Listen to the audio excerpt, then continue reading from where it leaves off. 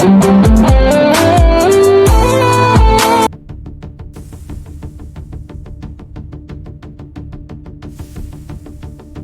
ilmiah dan bukti otentik dari prasasti-prasasti tentang tidak adanya perang bubat serta pola hubungan bumi. Parahyangan Sunda dengan Majapahit. Pengumpulan data samber-samber tentang Yawana supaya penyidikan lebih menyeluruh. Maka penyidikan terus dilanjutkan dengan mempelajari tentang informasi yang sebanyak-banyak mengenai kerajaan Sunda, mulai dari latar belakang, asal-usul, ataupun informasi apa saja yang sekiranya bisa dijadikan sumber data pendukung untuk melanjutkan proses investigasi atau proses penyidikan lebih lanjut. Terdapat beberapa sumber yang mengatakan bahwa Karijen-Karijen di Nusantara asal mulanya dimulai dari pembentukan kerajaan pertama di Sunda, ditandai dengan ditemukannya bukti sejarah prasasti bahwa salah satu kerajaan tertua di Nusantara, khususnya di Pulau Jawa, adalah Tarumanegara, dan posisinya di Jawa Barat kisaran 300 sampai 700 m.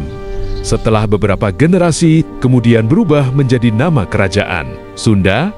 Lebih jauh dari itu, pada permulaan abad disebutkan oleh kitab Wangsakerta bahwa kerajaan Tarumanegara adalah kelanjutan dari kerajaan Salakanagara. Penulis mendapatkan beberapa sumber diantaranya mengenai asal-usul kerajaan Sunda dan asal-usul nenek moyang masyarakat suku Sunda pada mulanya. Di antaranya, diperoleh keterangan dari beberapa sumber sebagai berikut. Keterangan sumber pertama, sebagai berikut. Sumber diperoleh dari situs atau web Karijan Sunda, blogspot.com.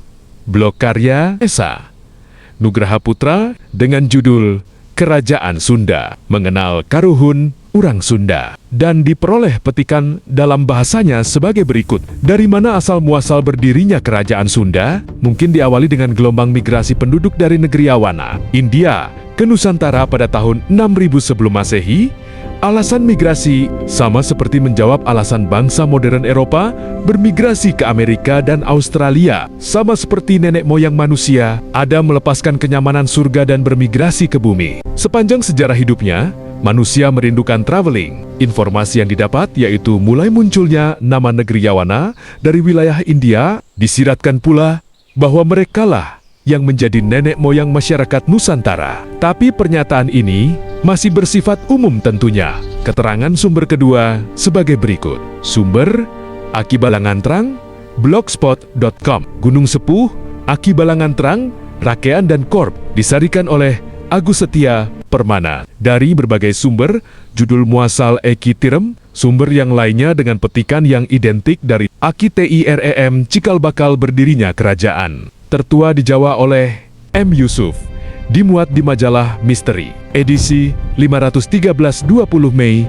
04 Juni tahun 2011. Sebagian petikan bahasanya sebagai berikut. Kemasgulan masyarakat terhadap tokoh Aki Tirem menyebabkan bertambah gelar-gelar yang ia terima. Nama Engling Dharma misalnya, hemat saya, lebih tepat jika dilarapkan kepada Dewa Warman, mengingat Prabu Angling Dharma dalam ceritanya digambarkan sebagai raja, bukan penghulu. Demikian pula sosok Wali Jangkung, mengingat para pendatang dari India lebih memiliki sosok yang lebih tinggi dari para penduduk yang datang sebelumnya atau pribumi. Menurut naskah Wangsakerta, Aki Tirem adalah putra Ki Srengga. Ki Srengga putra Nyai Sariti Warawiri. Nyai Sariti Warawiri putri Sang Aki Bajulpakel. Aki Bajulpakel putra Aki Dungkul dari Swarna Bumi bagian selatan, kemudian berdiam di Jawa Barat.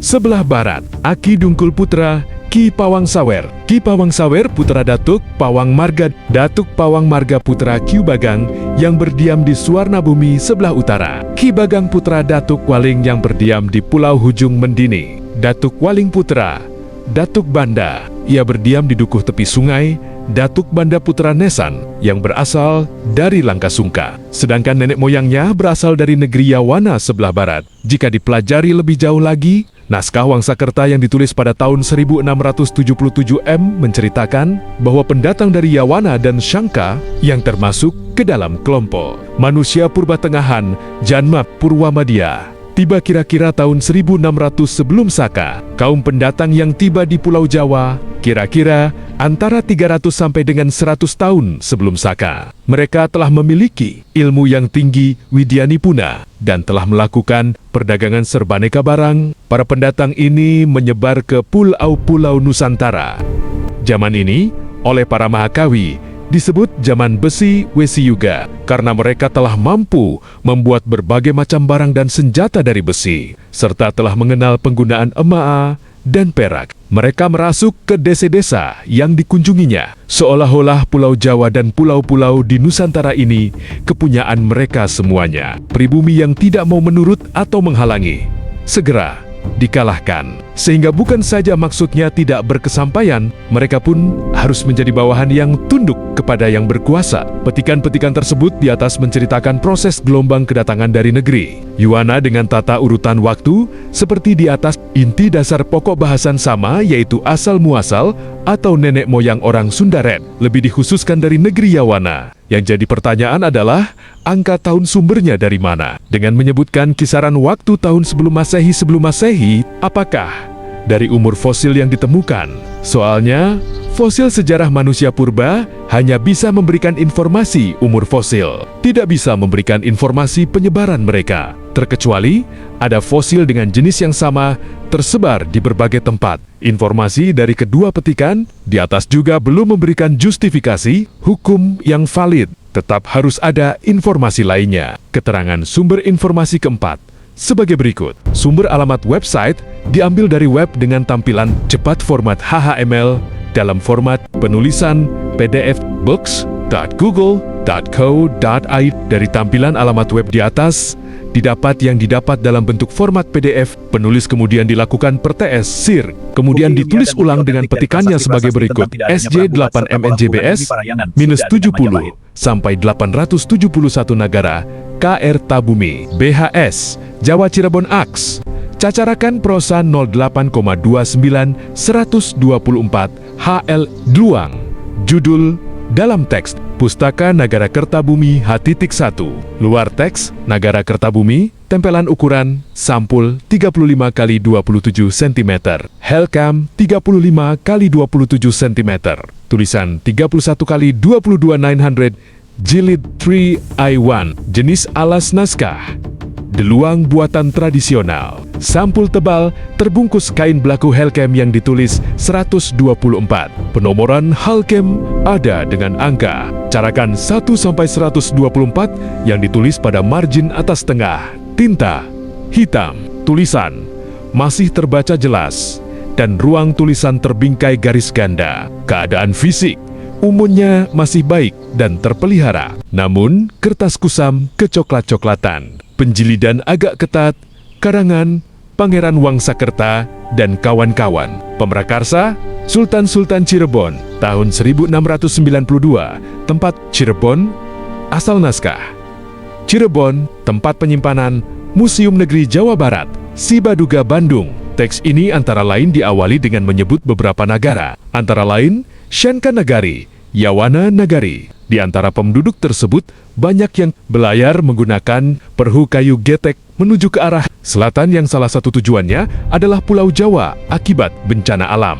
Mereka berbaur dengan penduduk setempat, sedang bagian akhir disebut beberapa kerajaan, antara lain Tarumanagara, Sriwijaya, Keling, Medang Mataram, Kerajaan Sunda, Galuh, Indraprahasta. Kerajaan-kerajaan di Bereta adalah Sangyang Hujung, Karbon Nagari, Wilwatika, Demak, Singhasari. Teks ini dilengkapi dengan keterangan dari teks Rajawa Arnana, Satu Bumi Nusantara. Teks ini merupakan seri ke-1 dalam bagian I dari 3 bagian naskah negara Kertabumi. SJ8MNJBS -76 sampai 975 Nagara, KR Tabumi. BHS Jawa Cirebon AX. Cacarakan prosa 08,3. Petikan di atas dapat dianggap data yang merupakan bukti otentik karena fisiknya bisa ditemukan di Museum Sri Baduga, Bandung, Jawa Barat.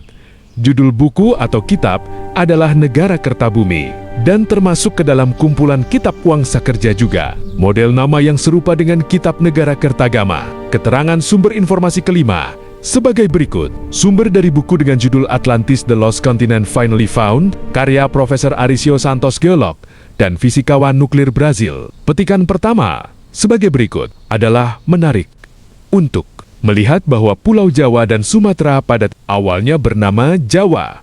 Pulau yang satu disebut Jawa Besar dan yang satu lagi Jawa Kecil.